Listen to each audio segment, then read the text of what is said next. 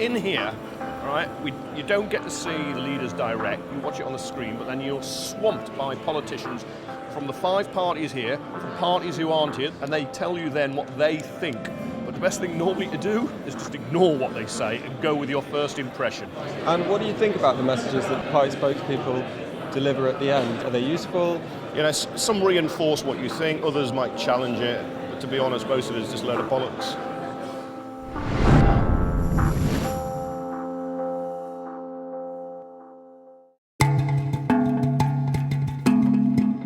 The UK general election is one of the closest in decades, and so the parties are on lockdown, and the leaders are on this grim carousel of staged encounters.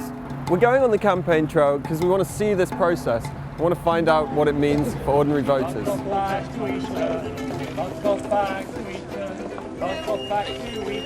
Getting burned by the public is considered pretty embarrassing by leaders like Prime Minister David Cameron, so they try and limit unscripted moments on the campaign trail. But they still need publicity. We signed up to the right-wing Conservative Party's manifesto launch to see how it works. This unveiling of party policies is one of the biggest dates on the campaign trail, but it wasn't advertised and there was no cheering public.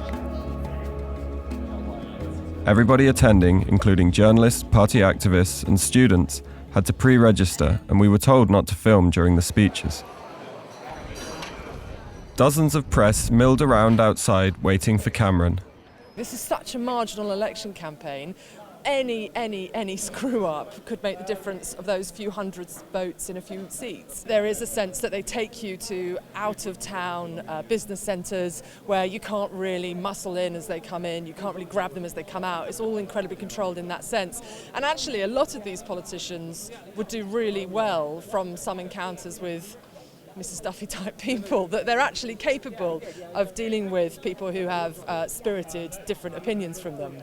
So it is frustrating that they keep themselves away from that. I sort of understand why, but I think they would be better off sometimes just going a bit more free range. We stood at the back as the Prime Minister strode on stage and addressed the crowd. We've created 1,000 jobs a day. I say, let's go for full employment. Stick with the team and the plan and the vision that will deliver security for working people throughout their lives, throughout our country. Thank you. It was a perfectly choreographed occasion. Cameron picked out questions from journalists he knew by name. Start with Nick Watt from The Guardian. Thank you, Prime Minister. Your repeated mention of the good life obviously means we'll be seeing plenty of Penelope Keith and Felicity Kendall on our television sets this evening. And once the broadcast had finished, the Prime Minister hopped in his car and was whisked away. Back, please. Madam, can I ask you to be back? Thank you. Be back, please. Sorry, yeah, I know, I'm just in the way. This wasn't a public rally, but it was a well-organised piece of PR. To get some perspective, we spoke to Tony Blair's Director of Strategic Communications during his last 2 years as Prime Minister. It's not that it's not worth engaging with the public. There's lots of reasons for engaging with the public. But if you are planning an election campaign, do you want to try and take a risk or encourage a kind of situation where a senior politician is going to be confronted by a voter out of your control, something might go wrong, and it ends up all over the TV news? No.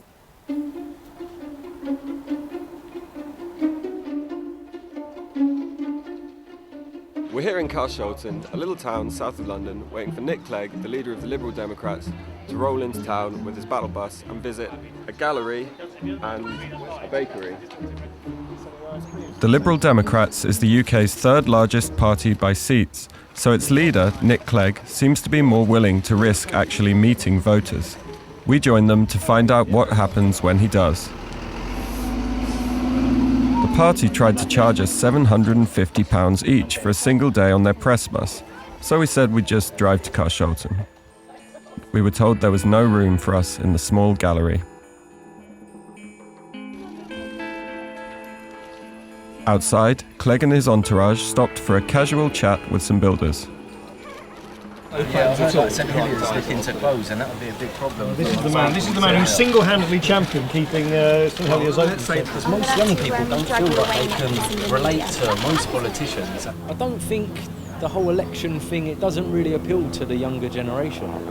You know, he come down and sat down next to us and got involved in the conversation, but you know, it's not like I know him. He's not our friend. It's not like there's nothing else. It's just about politics, you know. It didn't feel very natural. No, not really. It's for show, isn't it? Politicians are going to inevitably be more wary about how they talk to the public when the press are there. They're going to be much more comfortable, have a much more relaxed and open conversation when they aren't in the glare of the media. And I think that is perfectly normal. I don't think there's anything wrong with that.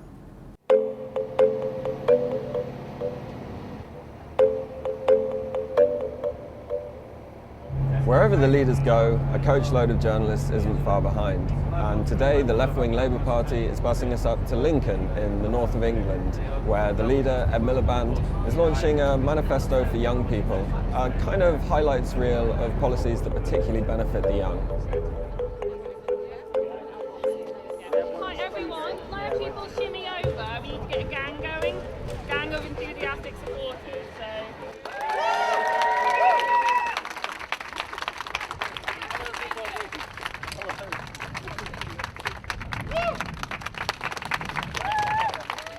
Ed Miliband is David Cameron's biggest challenger and a popular choice for young voters.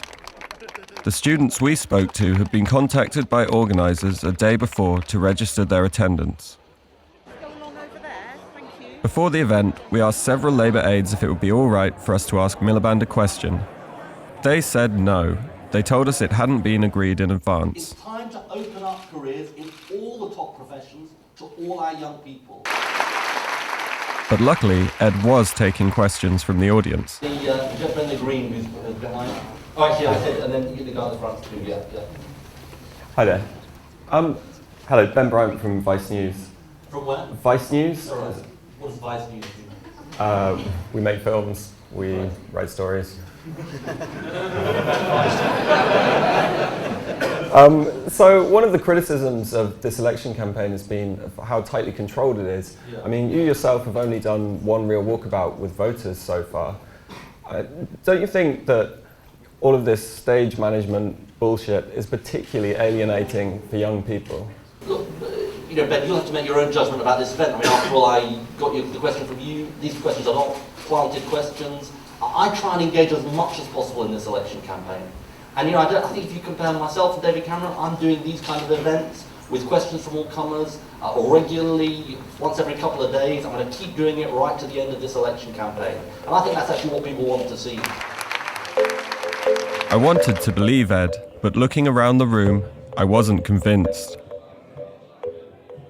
In this election, and it was the same in the last election and the most recent ones, the kind of rallies and public meetings that you would have had in the past just don't take place anymore. Partly because of cost and organisation, also because parties are basically focused on delivering one clear message on the news that night, and organising some massive rally doesn't necessarily kind of help you. It's a huge challenge.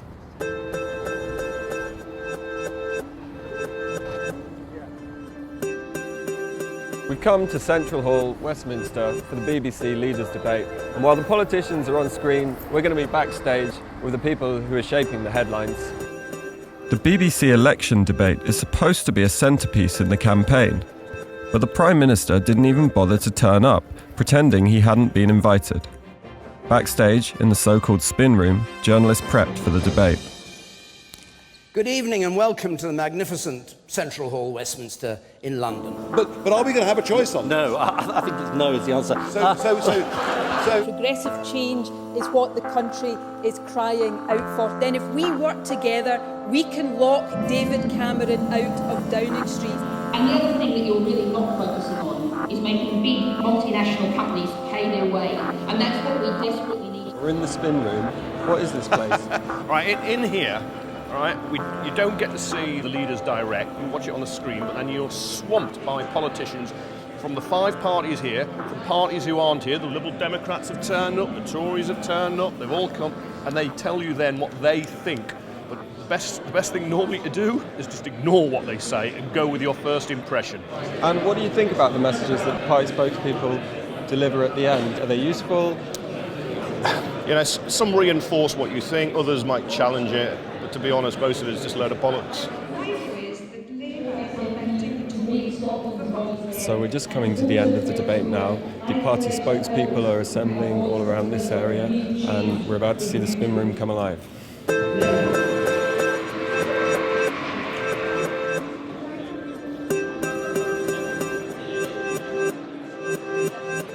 Ben Bryant from Vice News. Hi. I don't suppose I could just have a quick reaction from you for tonight's debate? Well, I mean, you know, Ed Miliband has been up for the challenge of all these debates in whatever format it came, and tonight I think he showed that he is the alternative Prime Minister to David Cameron. It wasn't just because Nicola's such a strong performer as an individual, it's because of the vision that she put forward. It was like a sort of student union debate with four people competing to spend other people's money, and Nigel was the only adult in the room. Absolutely hands down her best performance of the election so far, but what really made it stand apart was her personal stories. What do you make of all this spin room? Ah, come on. If you want frank honesty, it's all just a bit surreal. Kevin Maguire from The Mirror said it was a load of bollocks. A load of bollocks is probably just about right in terms of spinning. In the joyless spin room's battle of egos, talking to preening candidates is sometimes a challenge. I caught sight of Conservative Cabinet Minister Jeremy Hunt. What was he doing at a debate the Prime Minister had turned down? Hi, Jeremy. Ben Bryant from Vice News. Could we have a quick reaction? Vice News. Vice News. I'm sorry. I've got my people who are in charge. Oh, we just wanted a quick reaction to the debate. Hi, are you pleased with how it went? Yes. Are you doing Newsnight later? Am I doing Newsnight later? No, I'm not doing Newsnight later. MFI. Jeremy, just a quick reaction? Just a line? Jeremy? Jeremy, just a quick line. Could we not just have a quick line? Jeremy? I couldn't understand why Jeremy didn't want to speak to me. Maybe it had dawned on him the Prime Minister wasn't actually there, and he'd made a terrible mistake. Or maybe he just didn't know what to say. Maybe 20 minutes later, he'd be able to string together a sentence. Hi, Jeremy. Ben Bryant from Vice News. I'm really sorry. Listen, I'm delighted to speak to you, so I'm sorry to not speak to you just then. But anyway, what would you like to say? Why didn't you want to speak to me before? Well, I just wanted to... I didn't want to speak to you before because I hadn't arranged to speak with you before, but I'm very happy to speak to you now. Okay, fine. Well, it's all right. We'll put it all behind us. What's your reaction to tonight? Well, I think it was a very good opportunity for people to see what a Ed Miliband Prime Minister coalition would look like. Why's Cameron sent you along here to speak on his behalf? Oh, you're the one who wants to speak to me. You don't have to speak to me, and I'm here. Oh, I'm just wondering why you're in the spin room. I don't think you'll find there are any party leaders out here, but I'm here to do what you want me to do, which is to give a Conservative perspective on the evening. What do you make of all this, of the spin room? Well, this is democracy in action, isn't it? This is what we have to be. I'm going to have to be taken away because I've got to do another interview, but anyway, pleased to speak to you finally, and happy to speak to you again. Too. The truth is that in an election campaign, you get very few points for taking risks, and you have a lot to lose by making mistakes. And that's why the environments which you see politicians campaigning in, engaging with the media, are pretty controlled and pretty tightly managed. Because again, the reality is that most members of the public, they don't form their views on this policy launch or that policy launch. They form their views on how they're going to vote on a kind of atmosphere, smell, a kind of brand of what a party or a politician is standing for. And in that kind of environment, you basically don't want to make mistakes. You want to convey a sense of leadership, authority, you know what you're talking about. So as I say, there are very few points for taking big risks during an election campaign.